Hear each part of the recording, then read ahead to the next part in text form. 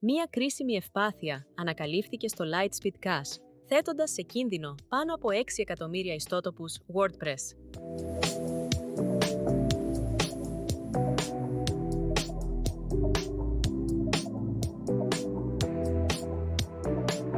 Το Lightspeed Cache είναι ένα caching plugin που βοηθά στην επιτάχυνση της περιήγησης των χρηστών.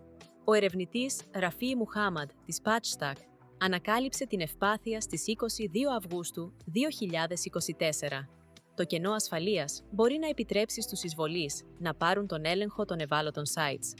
Η επιδιόρθωση κυκλοφόρησε με την έκδοση 6.5.0.1 του Lightspeed Cache. Η ευπάθεια συνδέεται με το debug logging feature του plugin, το οποίο καταγράφει όλα τα HTTP response headers σε ένα αρχείο συμπεριλαμβανομένου του set cookie. Αυτά τα headers περιέχουν session cookies που χρησιμοποιούνται για τον έλεγχο ταυτότητας των χρηστών.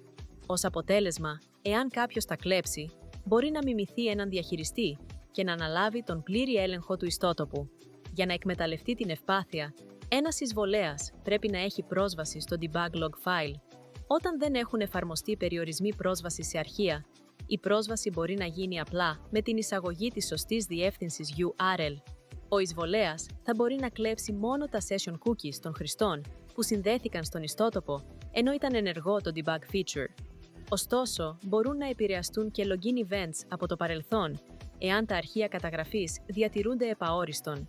Συνιστάται στους χρήστες του Lightspeed Cache να εφαρμόσουν άμεσα την ενημέρωση να εκαθαρίσουν όλα τα αρχεία debug log από τους διακομιστές τους για να διαγράψουν έγκυρα session cookies. Συνιστάται επίσης η παρεμπόδιση της άμεσης πρόσβασης στα αρχεία καταγραφής.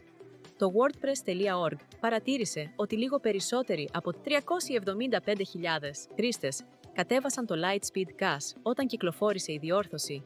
Επομένως, ο αριθμός των WordPress sites που παραμένουν ευάλωτα στην ευπάθεια μπορεί να ξεπερνά τα 5,6 εκατομμύρια. Η προστασία των ιστοσελίδων WordPress είναι ιδιαίτερα σημαντική. Οι ιστότοποι WordPress είναι πολύ δημοφιλείς, που σημαίνει ότι αποτελούν βασικό στόχο για τους κυβερνοεγκληματίες.